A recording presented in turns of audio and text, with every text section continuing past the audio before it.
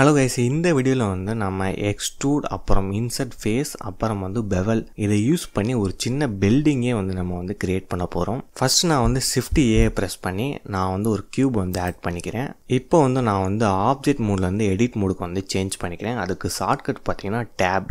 இதை ப்ரெஸ் பண்ணிங்கன்னா நம்மளுக்கு ஆப்ஜெக்ட் மோட்லேருந்து எடிட் மோடுக்கு வந்து சேஞ்ச் ஆகிடுச்சு.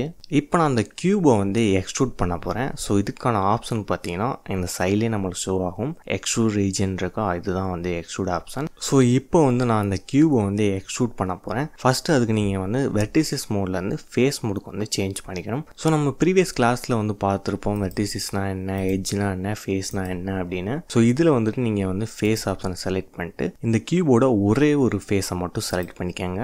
ஸோ இப்போ நான் வந்து எக்ஸ்ட்ரூட் அப்படிங்கிற அந்த ஆப்ஷனை வந்து கிளிக் பண்ண போகிறேன். ஸோ இதுக்கு ஷார்ட்கட் பார்த்தீங்கன்னா இல்லைனா அந்த எக்ஸ்ட்ரூட் ஆப்ஷனையும் வந்து கிளிக் பண்ணிக்கலாம். ஸோ இதுக்கு நம்ம வந்து ப்ளஸ் சிம்பிள் கேட்குதா, அதை அப்படியே கிளிக் பண்ணி ட்ராக் பண்ணால் அந்த ஆப்ஜெக்ட் அப்படியே வந்து எக்ஸ்ட்ரூட் ஆகும். ஸோ அதுக்கப்புறம் நான் வந்து இதில் வந்து ஒரு ஃபேஸ் வந்து இன்சர்ட் பண்ண போகிறேன். ஸோ இதுக்கான ஆப்ஷன் பார்த்தீங்கன்னா அதுக்கு கீழே இருக்கும் இன்சர்ட் ஃபேஸ். அதை கிளிக் பண்ணிங்கன்னா நம்ம வந்து இந்த ஃபேஸ் வந்து இன்சர்ட் பண்ணிக்கலாம். ஸோ நான் வந்து இதோட சைஸை மட்டும் அட்ஜஸ்ட் பண்ணிக்கிறேன். இப்போ பார்த்தீங்கன்னா நான் மறுபடியும் இதை எக்ஸ்ட்ரூட் பண்ண போகிறேன். அதுக்கு ஷார்ட்கட் ஈயை ப்ரெஸ் பண்ணிங்கன்னா நம்மளுக்கு வந்து மறுபடியும் எக்ஸ்ட்ரூட் ஆகும். ஸோ நான் வந்து Z ஆக்சிஸ்லேயே வந்து எக்ஸ்ட்ரூட் பண்ணிக்கிறேன். ஸோ இப்போ வந்து நான் வந்து இதில் வந்து பெவல் பண்ண போகிறேன். ஸோ இதோட எட்ஜஸ் வந்து கொஞ்சம் ஸ்மூத்தாக பண்ணுறதுக்கு தான் நம்ம வந்து இந்த பெவல் ஆப்ஷன் வந்து யூஸ் பண்ணோம். ஸோ அது வந்து அதுக்கு கீழே இருக்கும் பெவல்ங்கிற ஆப்ஷன். இதுக்கு ஷார்ட்கட் என்னென்னு பார்த்தீங்கன்னா Ctrl B.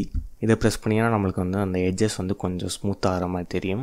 இப்போ நம்மளுக்கு வந்து பார்த்தீங்கன்னா ஒரு அழகான 3D பில்டிங் வந்து கிரியேட் பண்ணியிருக்கோம். ஸோ நான் இந்த பில்டிங் வந்து அக்யூரேட்டாக கிரியேட் பண்ணல, சும்மா ஒரு எக்ஸாம்பிள்காண்டி தான் பண்ணியிருக்கேன்.